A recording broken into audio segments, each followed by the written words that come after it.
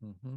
I am so grateful to welcome Dr. Michael Wilder today. Michael is a dear friend and ministry partner of ours and is joining us from Wheaton College, where he is the dean and but I think wears many, many more hats than even are included in his biography. But he's one of the most humble people that I know. Um, so, Michael, thank you for joining us today. We're very excited to hear from you. Thank you so much, Natalie. Thank you for your kind words. I suppose now I have to be humble with that descriptor. I had something quite different planned. I was just going to brag about myself here for an hour or so. Um, I'm honored to be with you and certainly count each of you as such wonderful partners in our shared work. And I avoided the temptation to over organize what I wanted to share with you today.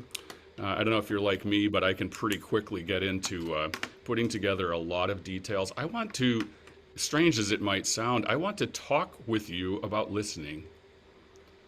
And for a couple, three reasons over these last few years, a bit of which I'll share with you, I'm thinking more and more about listening and encouraging people. If I took my life and tried to figure out who I am, sometimes don't you feel like you're sort of watching from a from an outsider perspective? Turns out I didn't create Michael Wilder, somebody else did, and I didn't even whisper in his ear and say, "Hey, I've got a great idea. Why don't you create Michael Wilder? I'd make him this way and that." Um, so, in many ways, I'm just trying to learn who it is that God has created in me and how I can best love and encourage other people. In fact, if I took my whole of professional activity and such and boiled it down to one description or one word, I think it would be encourager. I think that's why I'm here. I think it's how I've been created, and I spend a fair amount of my time in music and the arts and in administration, uh, trying to do precisely that, which is to encourage others. A lot of that, actually, in my world, has to do with trying to remove obstacles for the artistic flourishing of people, whether they're students or faculty or others. Um, and I've become more and more compelled that listening is so much of what this is about. And I think that it fuels so much of what we do as artists also, that it's listening to another that motivates us and really makes things work. But before I get too far with that, we mentioned pandemic, Heather, some of what you have suffered, and I'm sure for all of us, this has been a long chapter. I don't pretend that it's the only thing that challenges us.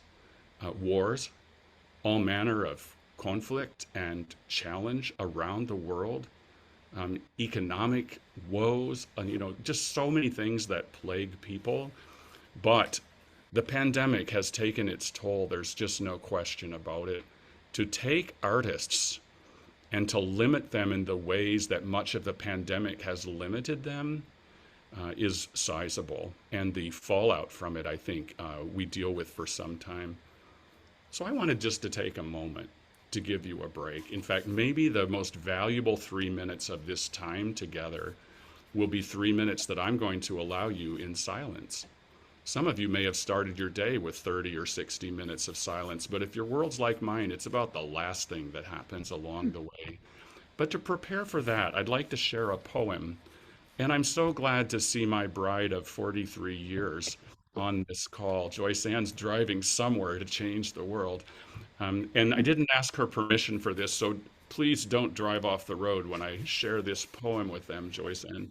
Joyce Ann offered to our family a book of her poetry recently, and this is one of the poems within that collection, and it's about the pandemic and her experience with it. It's called Sober Spring, and it was written fall a year ago, fall of 2022, so just emerging for many people. This is her poem titled Sober Spring. Some things were nice for a change. At first, it felt like an extra spring break. Families walking together, eating meals together. Nobody's too busy, cozy at home. But we couldn't hug our grandchildren, couldn't be with Grandma for a year and a half at the end of her life. Couldn't visit our faraway children when the numbers kept going up. Such a clear image of sin, omnipresent, no immunity. No concerts, no tea dates, no art institute, no churches, no choirs, no wind playing, no in person teaching, no smiles, no touches, no haircuts, no restaurants, no trips or planning them, no birthdays, no Christmas, no Easter, churches locked. Charles Kelly, Natalie Meek.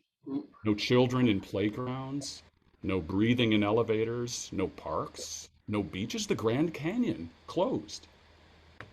No weddings, no funerals, no deathbed goodbyes for millions of souls.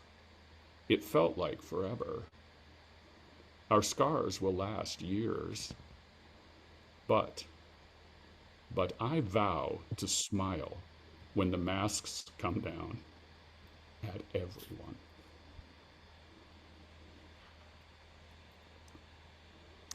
Do you remember thinking that? If I ever get this mask off, there won't be a person that will escape my smile or attention.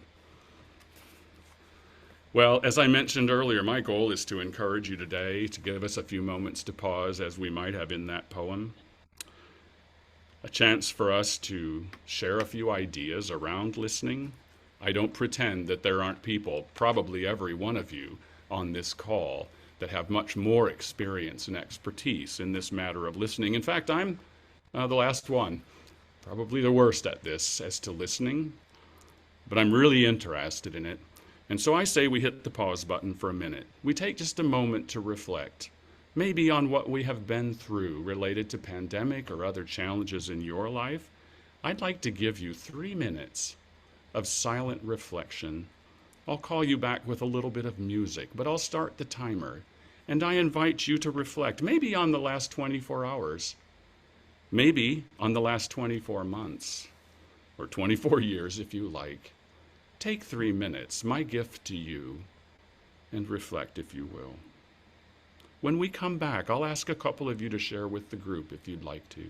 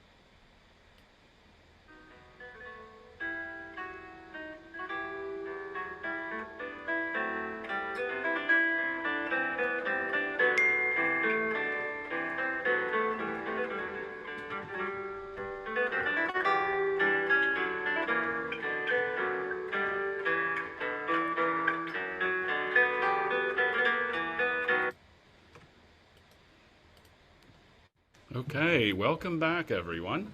Would you, one of you or two, want to share any reflection from that few minutes? You can just jump in. Our group is small enough.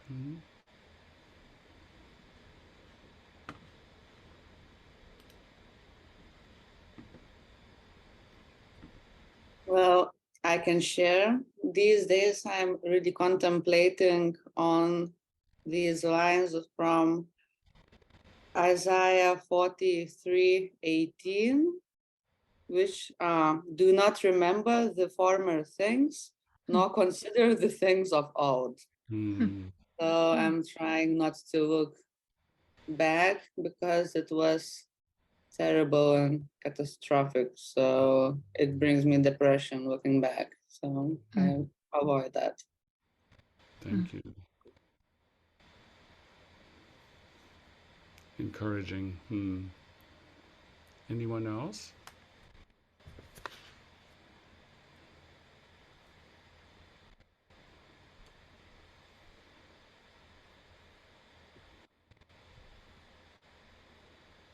I've been looking at Psalm 1 today and the last couple of days, and just considering the whole idea of his delight is in the law of the Lord, and just kind of pondering through delight and what it means to have visceral, emotional response to the word of God. Yeah.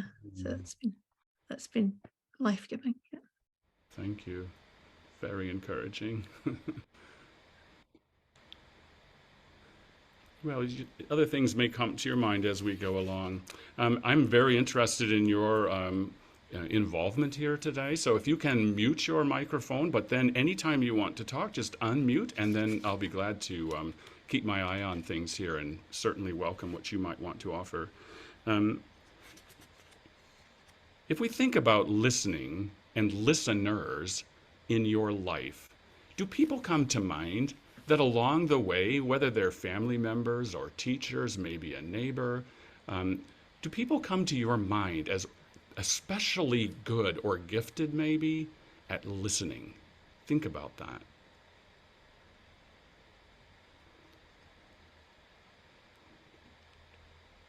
People in your minds, right, that have come along that just seem to have the time, that have the interest, that want to know your story. I liken listening in this way, in this focused way, maybe similarly to reading a book.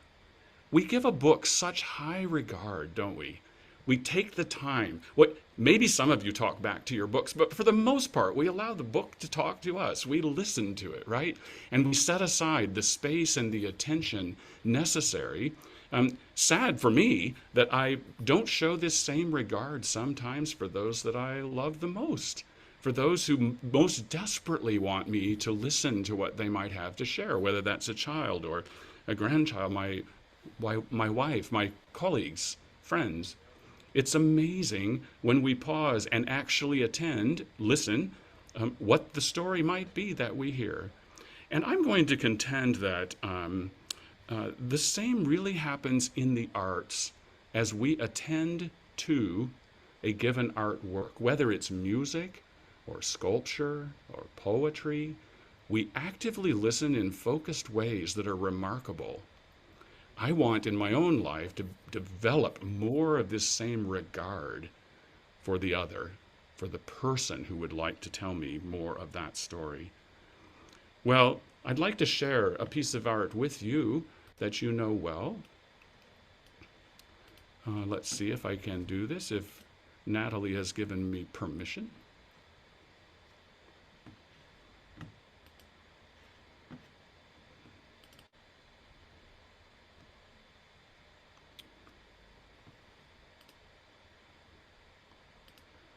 All right. I assume that you are looking at a beautiful sculpture, and I'd like to tell you a bit of this story because this sculpture, as you likely know, is created by Livimokan and was created as one of 5 sculptural objects installed outside of Great St. Mary's Church. Cambridge. This was created in part as a celebration of the 500th anniversary of the Reformation. And there are several people on this call that can tell a whole lot more about this story than I can, but let me tell you a tiny bit of my version.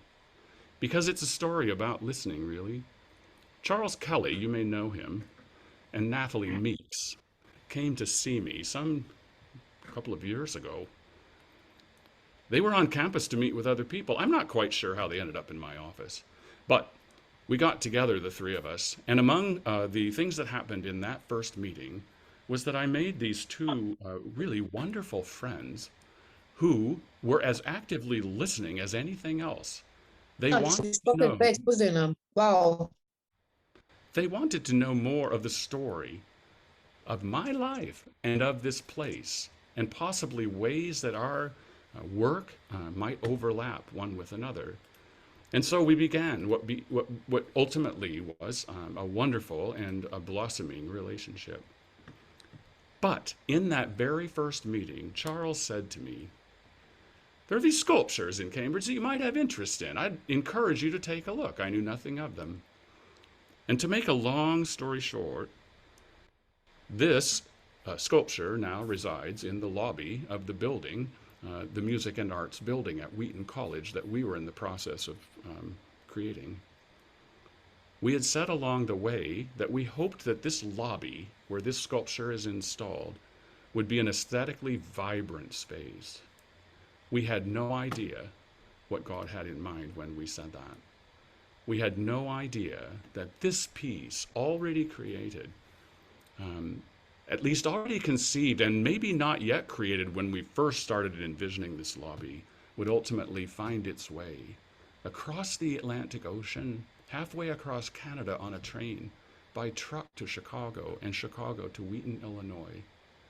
Once installed, we all agreed this seemed the perfect place for this creation, ideally suited to this room, to the mission of this college, to our sense of calling.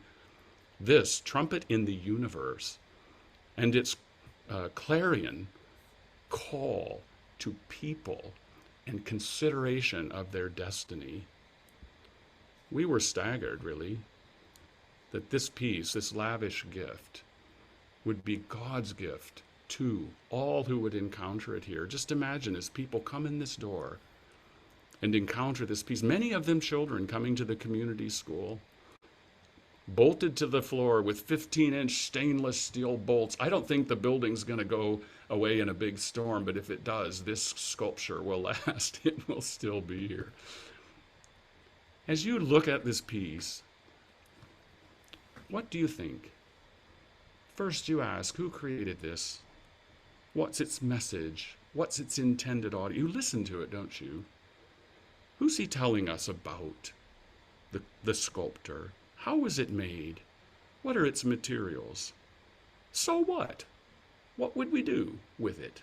How would it impact our lives? It's this curiosity, these questions, this receptivity, this respect that causes us to listen with great care. And so I start with this as I think a great example of what listening in the arts really is about.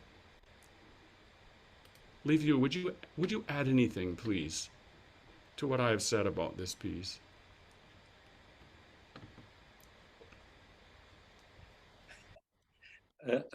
I can tell you that I'm deeply humbled by the fact that you chose to stop over my choice.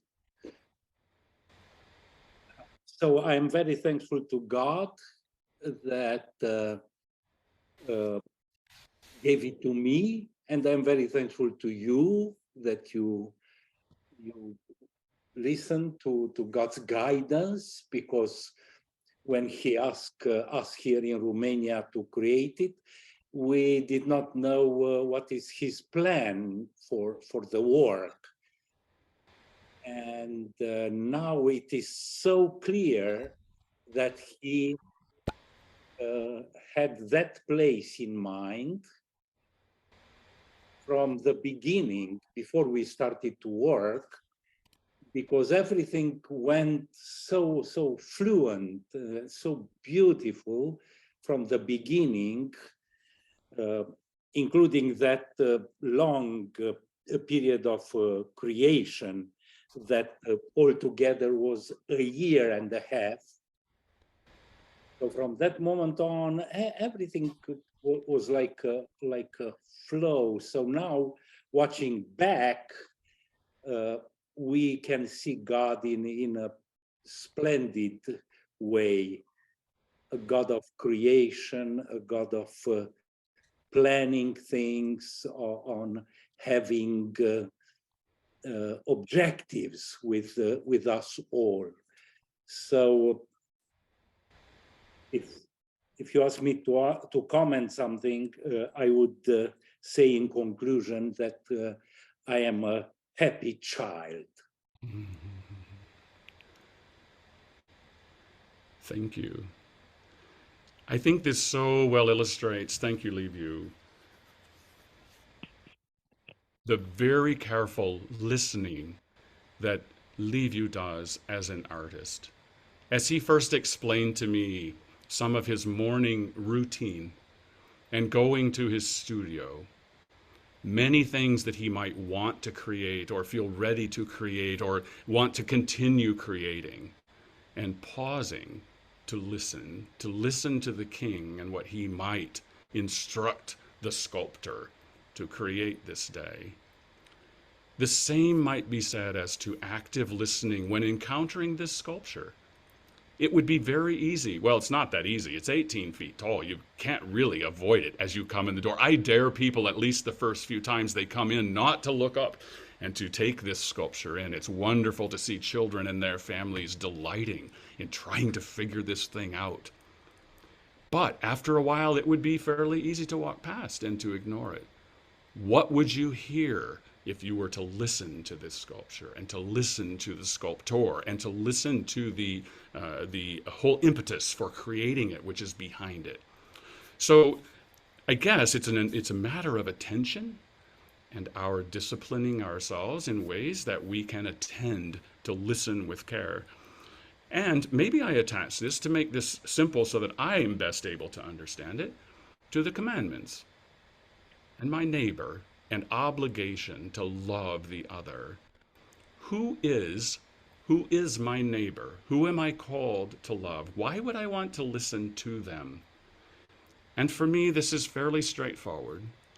I get stuck, maybe you do too, reading through a given passage or chapter or book of the Bible on a given verse that just pretty much, if I'd only had that verse, so much, I mean, it would be enough for me to continue to contemplate for the rest of my life. And Ephesians 2:10, I must say, has pretty much just ruined my life because I can't quite get past it. Ephesians 2:10 says with clarity who my neighbor is, or who any other individual happens to be. That person that I am going to ignore or listen to, turns out, is a poem, is a masterpiece of the one we worship. His poetry, each of you, his poems, if I love him, if I care about him, if I'm curious, if I want to know more, if I want to love my neighbor, I would go to the creator of that neighbor and say, what would I need to understand here? And he says, it's quite simple, Michael. It's in the book. Go to Ephesians 2:10, where you understand with clarity that your neighbor is a poem written by the Most High God. For we are God's handiwork, his masterpiece, his poem, poema, created in Christ Jesus. Why? To do good works. Oh, really? Yes, good works which God prepared in advance for us to do. You ideally suited to these good works. So how do we best love these poems of God? I maintain that we listen to them. We get to know, we love best. We offer empathy by listening with care. Malcolm Guite has a poem that I very much like that's called What If? And in this poem, in its beginning 2 lines, It says, what if all the words continue on, basically? What if they never go away? What if every word spoken on this call so far, what if every word from this day doesn't become extinguished, but continues on? Geit's poem, What If, goes a bit of a negative direction in that he goes ahead with this poem and explains that these words can be destructive and that they continue on in their destructive energy, possibly causing all manner of problems. We should well consider the words that we speak. I want to take his first two lines and go a different direction. I want to go in a positive direction and say, what if every word spoken continues on? What if every encouraging word takes on life? One word encouraging the word spoken by the next and the next and the next. It doesn't take long for one to think of the power of words and gestures, of listening with care. It was some years ago, but I was having a pretty tough time. I don't even remember all the details, but it was a cloudy chapter. And I was at the grocery store buying some food for our family. I was back in the line, 5 or 6 people. And the person, running the cash register, caught my eye and smiled at me. So simple. It was all I needed. It was such a powerful gesture. I don't even remember if we spoke that much to one another once I got out there. So powerful, this small, seemingly small gift. Well, I wanted to talk just for a moment about the notion of empathy, because I think this is what drives listening. Empathy, trying to step into the shoes of another person. And I recently made a very large discovery in my life. This will tell you more about me probably than I should reveal. I discovered that I don't know what it's like to be Joyce Ann, my wife. You sort of have this assumption that you've got people pegged, especially the ones that you know really well. And in thinking this through, I really don't know what it is for her to be in her car today, driving to West Chicago to teach children in a West Chicago early childhood classroom setting. I don't really know what it is to get into her shoes and live her life. I keep trying and I want to keep trying, but to really understand the life of another is not easy for us, is it? Well, we discovered along the way in the pandemic something called midrash. You may know all about midrash, but Joyce Ann and I didn't know anything about it. And we discovered midrash through a young poet. A student, or a graduate actually, graduated here at Wheaton College some years ago by the name of Amy Bornman. And Amy explains midrash in the introduction of her book. Let me share that with you quickly. I think this will encourage you just in its own sense of things, because this is what midrash is. Amy Bornman writes, I remembered a friend in college telling me about the Jewish practice of midrash, an interpretive act of seeking answers to questions that are unanswerable. A way for rabbis and other God wrestlers to interpret the text, trying to reconcile inconsistencies and contradictions, helping to bridge the gap between it and the people trying to understand it. Midrash is a practice in study and imagination. It began as a rabbinical tradition, but modern Jewish midrash is extended to the people and often expressed through art, poetry, prose, music, and theater. Midrash, at its heart, is the people of God honoring the text by wondering about it, aiding their mind by imagining. This is such a relief for people like me who want to, with their Bibles or other aspects of their life, take a thing, figure it out, figure out how it's applied, explain it to other people, and live happily ever after. Right? Midrash, on the other hand, says there are mysteries into which you can step without the obligation of absolutely figuring it out. Maybe bigger than you can understand. Right? I love the collection of poetry that Amy Bornman has created. It's in a book called There Is a Future.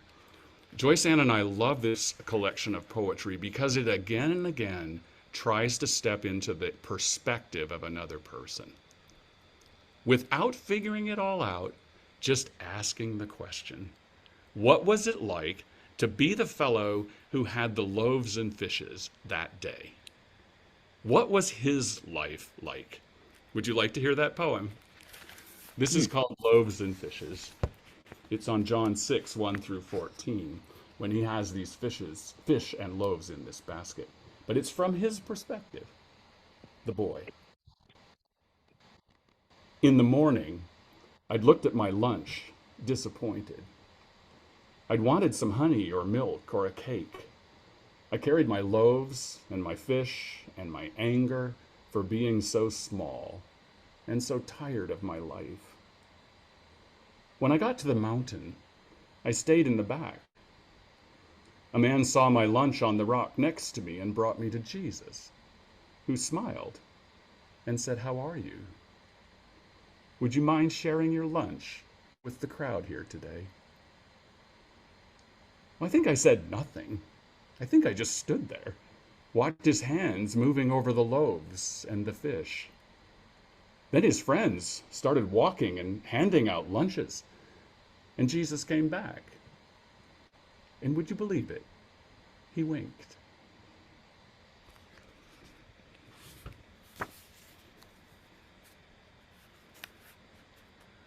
I just love the way this perspective might not be the one we would have expected of this youngster, right? Here's another one. This is about the vineyard worker, and it's about Matthew 20, when there was a different pay rate at the end of the day for those who'd worked for a long time and those who'd worked for a shorter amount of time. Number of perspectives might have been there. This is one. It says, "The Quiet Early Vineyard Worker" is the title. No, I don't wish I'd tarried in the market till the last hour, the best deal. The vineyard was lovely all day. The sun threw the leaves on the vine, the heavy fruit to gather. The songs we sang as we worked, juice on my hands and on my legs. No, I don't wish I'd waited longer. I'd only have wasted my time with gossip and worry and other things that just stretch out the days, give them circular shape. Just as much sweat, but a different kind. Sleepiness that goes on and on. No, I'm happy to work if you'll have me. To have a reason to stretch my arms and legs, that's all I need. That's payment enough. Is there a better way to spend a day? I'll be back tomorrow at your gates at dawn.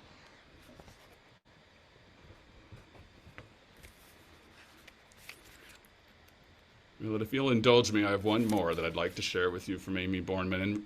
And the reason I'm sharing these is that in listening, here are two and now three perspectives that might be different than what we would anticipate. A surprise, right? And this one is in the voice of Lot's wife. The title of the painting that I'd like to share with you that I would attach to this because of its theme is called Lot Flees Sodom. I have a poem too, but let me show you this painting.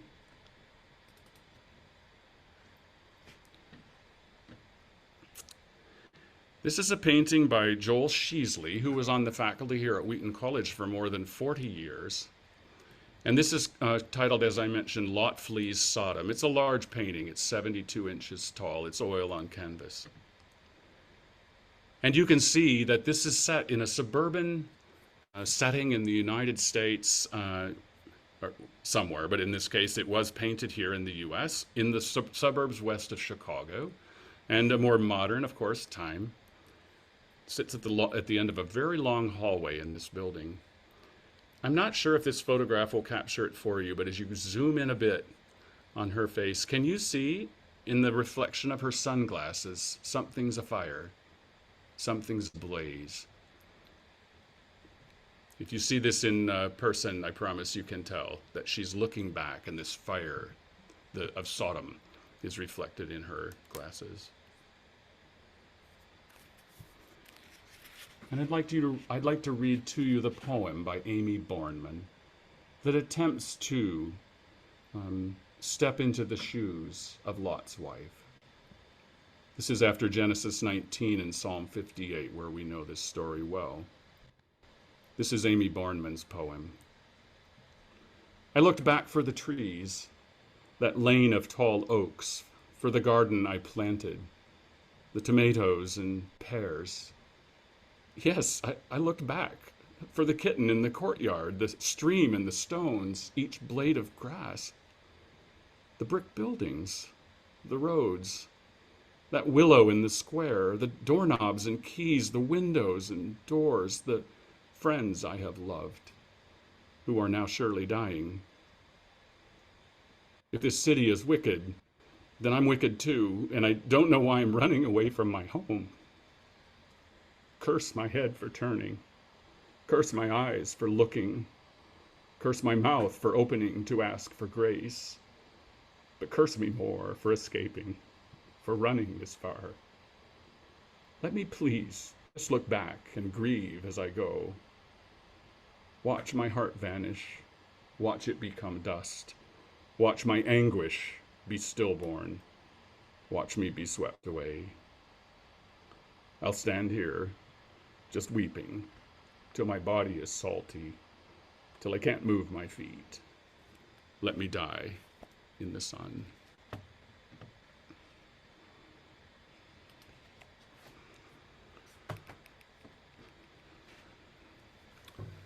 So that's a moment or two in Midrash and trying to get inside of the perspective of another, the empathy that would be ours as we consider what, in this case, Lot's wife might have been thinking. The fellow in the vineyard working, or the young boy with his loaves and fishes. Maybe I pause there for a moment. Any comments? These can be either way. I'm obviously with those in Midrashian thought and otherwise trying to figure this out. And both of these offerings that I've brought you really around this idea of encouraging us as listeners, as we love others, and attempt somehow to get into their shoes, kind of their perspectives. Any thoughts about that? I wish we were in a room together. It's much easier to have a conversation, but just unmute your microphone and say what's on your mind. That's fine too.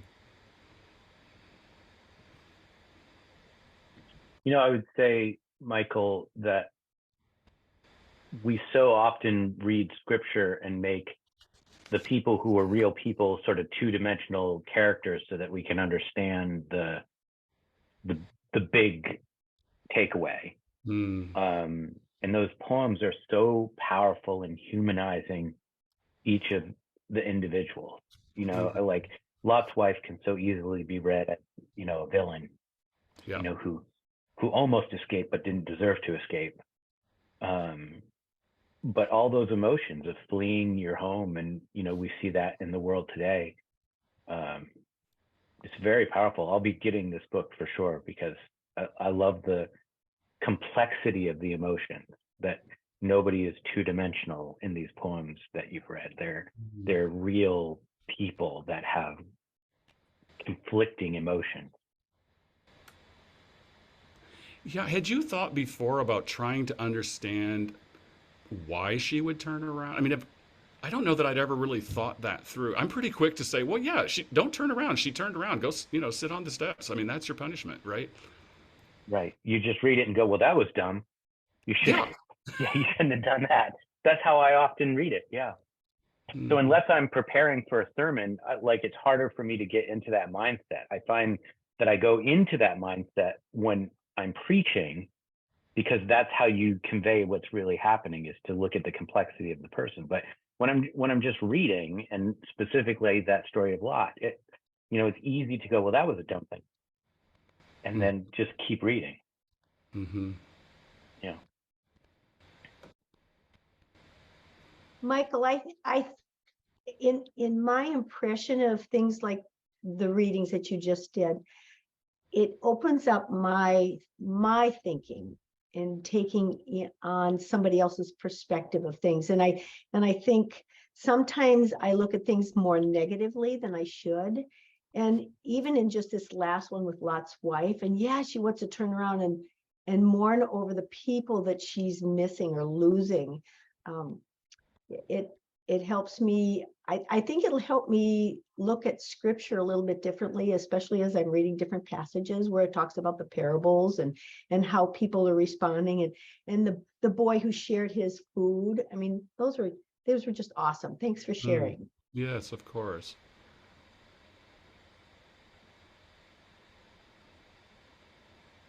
You just, once again, do not remember the former things. Being nostalgic and looking back literally kills you. So it's not advisable to do that. Yes. And we've been reading about Joshua at home and the, well, not when he was home, he's out on the battlefield, but the sizable judgment of God and trying to unravel. I found the whole concept of midrash. I want to study more about it because really we don't know a whole lot more than what Amy Bornman has explained to us in this book. But the whole concept of midrash and it not being on me to always have the definitive answer seems a very large gift when it comes to listening and caring for other people. As Christians, we have a lot to proclaim, and we often proclaim it artistically, right? But it's a balance of proclamation and empathy that would allow us to be listeners, to be able to listen to another. So I want to share with you one more thing that has come to my attention. And it came to my attention, this whole listening chapter of more active listening or more intentional listening maybe, in some ways results from the death of my parents. They each have died over this last year and a half. And this has been challenging in all the ways you would expect it to be challenging. And people have been so kind and loving and caring about this condition, this set of conditions in our family.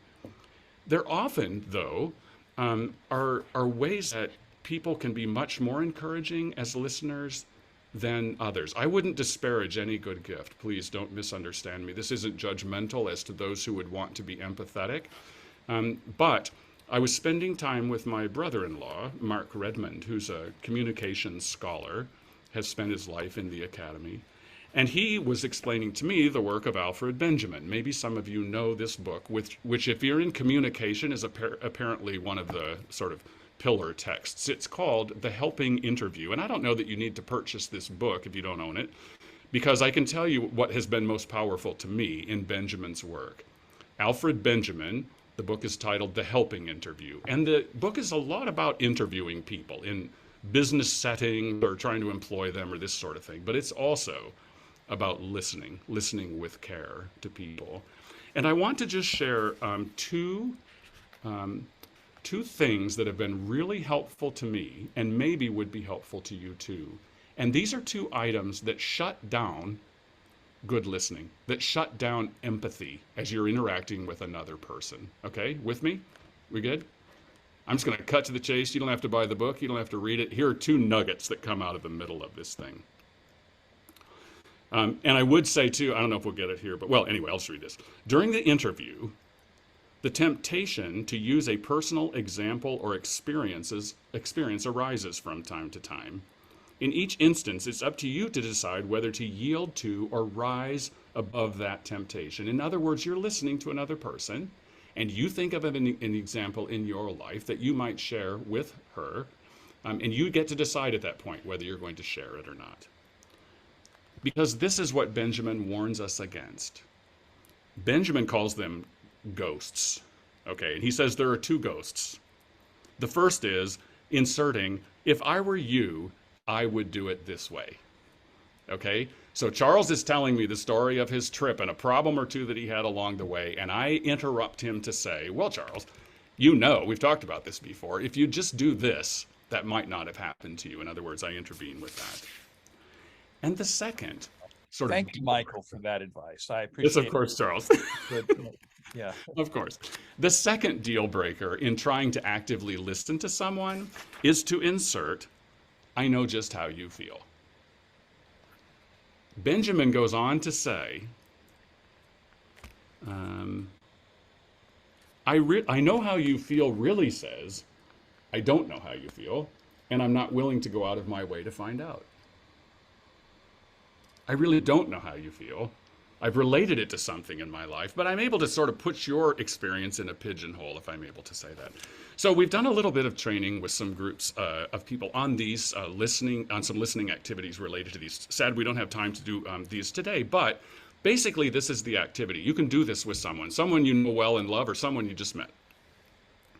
Give the other person 6 minutes to tell you, where you're actively listening, but don't interrupt them with either of these. Don't interrupt with, if I were you, I'd do it this way. Here's my advice. Or, I know just how you feel. Do that for 6 minutes and then trade places and do the same the other direction. I tell you one experience we had with this exercise. A couple spent the 6 minutes, she spoke, spent the next 6 minutes, he spoke, and we came back together. There were a bunch of people doing this exercise, and he wanted to give a report. So we listened to him talk about his experience with this exercise. He said there were 7 times that he wanted to either say, I know just how you feel, or if I were you, I would do it this way. But he bit his tongue. He didn't say those things. 7 times he had that experience. And he said in each case, the woman that was speaking to him went ahead and said things, shared things that she likely would not have had he interrupted. And then he told us that they'd been married for 70 years. And he learned new things in this 12 minutes of conversation, the 6 minutes that she was speaking, that he wouldn't have otherwise. I thought it was so powerful. Now, it's not that there's a total moratorium on you nodding or saying, or once in a while saying, or trying somehow to say, I resonate with what you're saying. But if you're Michael Wilder, the biggest problem you have is trying to find the off switch and just closing this and opening these. And you might be so surprised. 1, what the other person shares with you, and 2, how important it was that you were there to love them in this way, to listen to that person. I can promise that in some chapters of our lives, people report that you may have been the only one to actually say, I want to listen. I want you to tell me. I want you to share with me. One person, shortly after my father died, came to me and said, I want to know all about your dad. What a gift. What a gift. And while listening, I'm not challenged the whole time to come up with, what am I going to say? How am I going to solve this problem? How am I going to offer wisdom and counsel that's going to move this along for the other? Oh, no, I don't have to do all of that. The gift I'm giving is one of listening. Well, this has turned out to sound more like a sermon than it should. And I take a big risk in sharing this with you, in that it sounds like I've figured something out here, and I haven't. I'm along this path with you, and honored today to come to say that what we can offer, I think, as people, as believers, and as artists, is to hone our ability to listen and to offer it, to be active, to say, who, God, this day am I to listen to? Who do you want? What stories do you want me to hear today from others? And how might I honor you? How might I offer you my service in doing so? And lastly, I would just point out, since every good Sunday school lesson or sermon, I guess, has to have a good closer. This would be mine. You may hear his voice more often than I do, but my God listens. He wants to hear from me, his child. And he tells me, when I say, God, do you have a minute? He says, actually, I have a lot of them, and I want to offer them to you. I delight in listening to you as my beloved child. And so as I mirror this to another, all of a sudden they begin learning, I think, a lot about the one we adore. and how we can best love them through active listening. Natalie, I think we're about out of time, but I don't want to depart if there are questions or better comments, wisdom that people want to share too. Michael, thank you so much. Amy, please go ahead. Amy has a question. Yeah, Michael, I'm curious. I really appreciate the points you're making, and especially as an American, the need to shut up and listen. But I'm curious how this translates across culture, or if you've seen it translate across culture, because to my surprise, when I moved to Hungary, if you don't come back with your story and how that's similar to what someone has just shared, you actually shut down the intimacy. It's a mirroring of the vulnerability that actually allows you to go deeper. So I'm curious if you've seen this cross-culturally, or just if you have any thoughts on that, or even those of you who are in the Baltic nations. I'm not sure what your culture does with this, but I'd be really curious. Yeah, it's so interesting, isn't it? And of course, my experience is so entirely limited to my experience in my tiny world. We were dealing a couple of weeks ago with some students that happened to be from China, and we were talking about interpersonal engagement and the notion of eye contact, and how there'd been a fairly grand misunderstanding in a number of contexts for them where they didn't meet the eye of a professor, let's say, and there was a misunderstanding about how the way this would work. I would never want to overgeneralize, but I will say this, to be sensitive within each of the relational and broader contexts of culture would be absolutely essential, wouldn't it? I mean, it would be really quite important. We were at this last week, we were at the Chin Festival here locally, the 75th year for the Chin Festival, probably 300 people from Myanmar. We're working with a number of refugees here in music instruction, Joyce Ann's teaching them and otherwise. And in that context here, hundreds of people dancing. And I think we were the only people there who weren't from Myanmar. And it was just such an amazing environment, and one in which it didn't take much for me to actively listen in this place, because there was just so much that was engaging and otherwise. And I would have continue to have so much to learn in engaging with our new friends that we've been working with now for a few years. And it goes on. So thank you for that. I think it's absolutely within the context of each relationship. And I've also learned through listening to people that there are times when you don't speak up, you might be run over or somehow disrespected or misunderstood. And so there are lots of, I wouldn't ever pretend that these are simple sorts of contexts, right? And so, I just encourage all of us to be prayerfully sensitive. And I'm often not successful in this, but my bar is pretty low sometimes. I don't want to offend people. I want to keep the door open and the relationship growing and encouraging, right? And so listening would be one way that I would attempt to do that. Thank you. Of course. I'd like to share a little something, Michael. This has been extraordinary. Thank you so very much. I had a variety of emotions in the last hour. One of them was a little bit of anger, but at myself for not taking the time to listen more, especially to the sensitive readings that you read. I have poetry books that I'm not reading very much, and other important sources. I find myself that we have to use the time that we have to choose to listen, to choose to be silent. And by nature, I'm an activist. I'm not a contemplativist, a contemplator. By nature, I'm an activist, and I find that when there's opportunity to be contemplative, I often turn my back on them to think about what I'm going to do, or a strategy, or an idea, or something. So thank you for this time. I bet I'm not the only activist in this room today, but you have sure blessed me, and you have for years. Every time with you, there's a sense of encouragement, and you do listen. And I love to ask you questions too, because there's some there's some insights there that I'm a little bit too active to pick up on my own. Yeah, I think by activist, maybe I think what I'm hearing you is that you like to do things like let's get her done. Like there's stuff that needs to be right. Would you? Is that fair? Yeah, I'm thinking in terms of stuff. Now I could be first class lazy with anyone else, but I would say that yeah.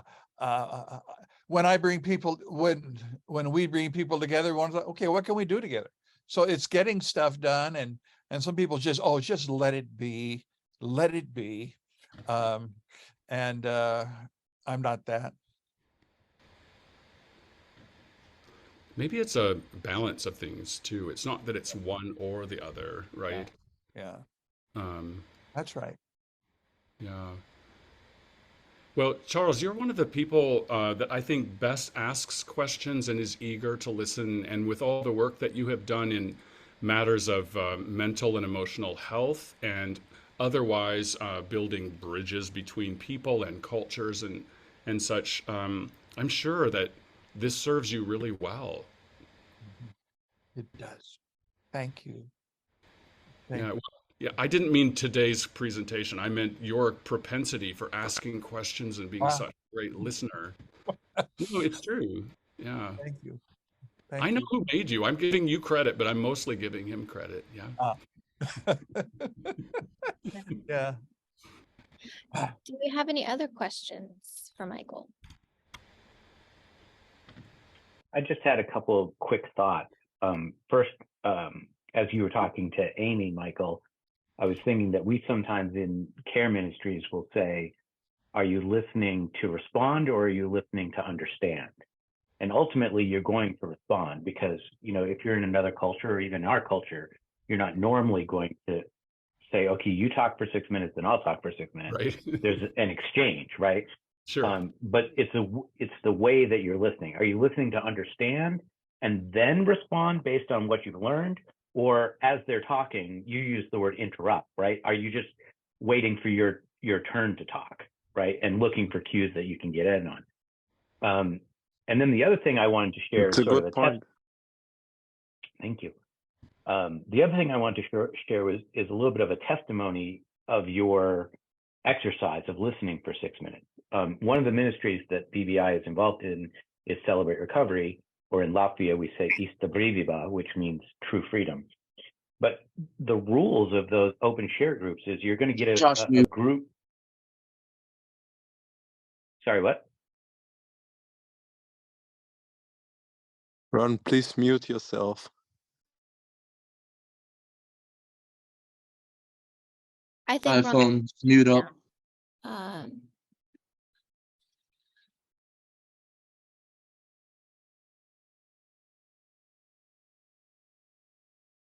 go ahead, Josh.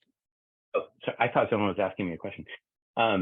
Sorry. So in Celebrate Recovery or Ista Brīvība, when you break off into your individual groups, those are the rules. The exercise you're talking about is the rules. Is that everybody so often doesn't have the opportunity to actually speak and say what they're feeling without someone either interrupting them or offering a solution when the person just wants to share. So in Ista Brīvība, like each person in the room gets 5 minutes to share and no one can interrupt, no one can make a suggestion, no one can offer a solution. You can certainly nod and say, but what that results in is if you have a group of 10 or 11 men or 10 or 11 women who are sharing their deep-seated things that they don't normally share, is you end up listening for 45 minutes without saying anything to a whole group of people. And then when you speak for your 5 minutes, you really have the feeling that people care about you and want to hear what you have to say. And we find that by not having the back and forth in that room, but letting it be later on, the relationships are deeper, there's better understanding, there's no competition, and the healing happens faster because people feel heard and understood. Thank you. So we sort of do that exercise every single week in multiple locations, and it has a big impact. So I just wanted to share that as sort of a testimony of your exercise. Thank you so much. I'm coming to hang out with you, man. Please do. Yeah. It's great. It's great. Man. Do we have any more? I know I could sit and listen to Michael for hours.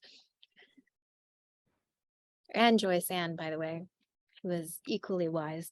No, much more, I promise. Yeah. I really appreciate Joyce Ann. I know you're there. What a wonderful poem. I really appreciated it a lot. Yeah. Yeah, it's beautiful. Natalie, Yes, leave you, please. you are perfectly right. We can listen to Michael for hours. So please invite him next time also. So let it be written. So let it be done. Michael, you're committed. Now, Michael, when you were talking about listening, I was thinking about the root of this attitude that we don't have too often. And the root, I think, is selfishness. Even when we interrupt, as you were talking, to say, oh, that is something that I experience, me, you know, or I know how you feel, me. So in Christianity, it's so much about the other, not about myself. So I think selfishness is the negative root of that, and humbleness is the proper root for somebody that really listen to another person and listen to God. Isn't it that almost all the photos that we see are like that? Is a selfie having, for instance, the pyramid on the back, and the title of the photo, or the way people write on Facebook, is the pyramid. But the photo is not about the pyramid. It's about himself. And this is the attitude we have even in relationship with God. You know, we take photos, selfies of ourselves, saying that we have a relationship with God, but God is somewhere in the background. It's me, number one, in the equation, in the photo, what I need, what I think, what I pray, what my dreams are, so on. Instead of just listening to God, just be quiet and try to listen to him, even not to say thank you to God or to ask for things or to glorify him. Just don't do anything yourself. Don't take the first place in the picture, but let him be number one. Him, God, and he or she, the person that we communicate with.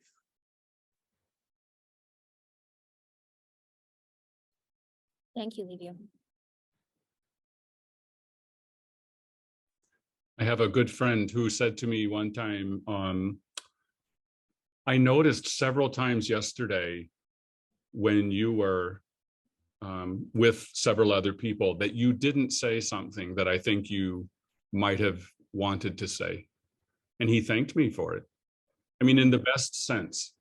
He saw this was to put someone else ahead. This doesn't happen very often for me, so I have to celebrate it. But you know, the idea that in this conversation, I will step back, as you're saying, Liviu, I will put the other person. And it turns out, I think, that in many times in these situations, you are offering a mirror for someone to see themselves, for them to hear themselves.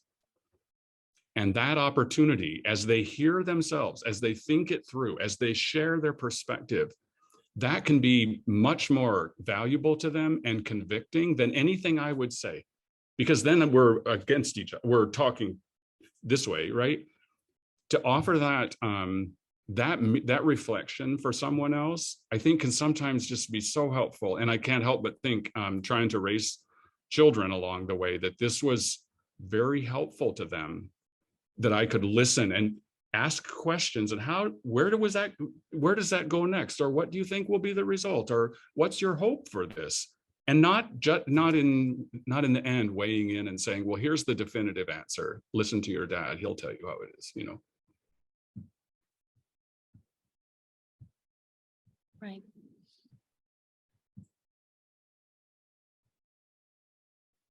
A thought I just had was also that,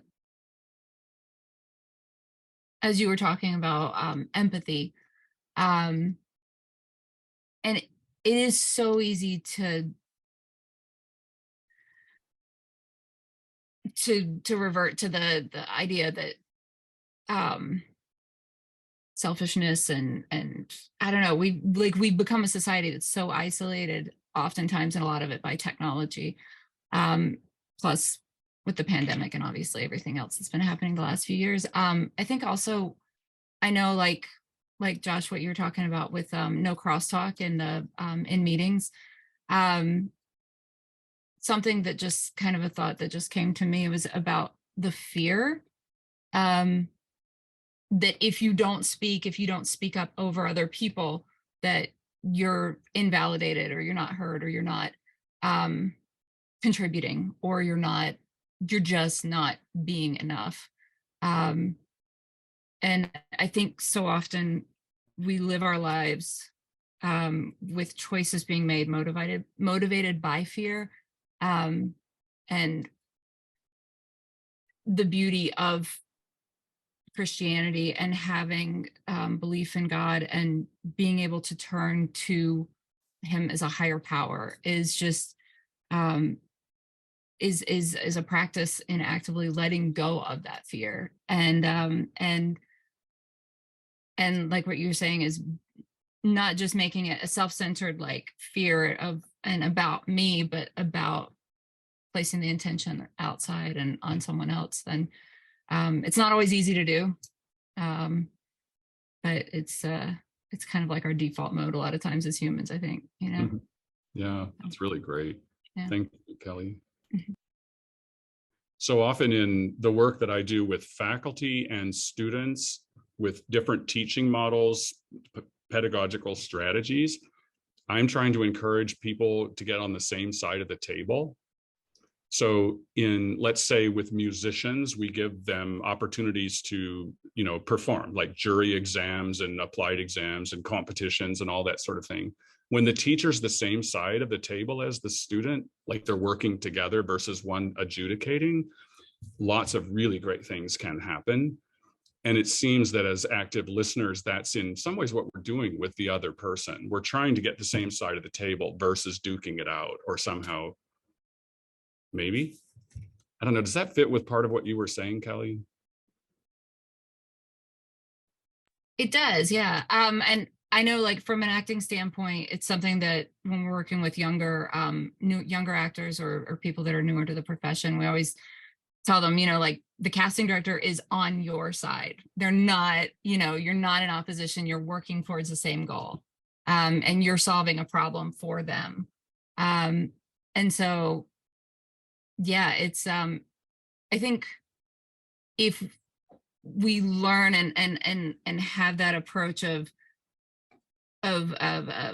coming at something from like a common point of interest and a common point of end goals, that it just makes overall for things to happen, for growth to occur, and for insight and understanding, which sometimes unexpected, but yeah. I love your director on the, like, on your side. I mean, this would be Yeah. one of the main tripping points for people in understanding God, right? I mean, he's not on my side. He's judging me, or he's making my life difficult, or whatever. I mean, I can imagine that being pretty powerful, and a lot of directors thinking that they're probably God too. I don't know. Oh, there's definitely that too. Lowercase. That is 100% accurate, Michael. Yes. Kelly and I can attest. Yes. You lived it. Excellent. Do we have any other thoughts before we have to let Michael go? Michael, I just want to say I'm so grateful for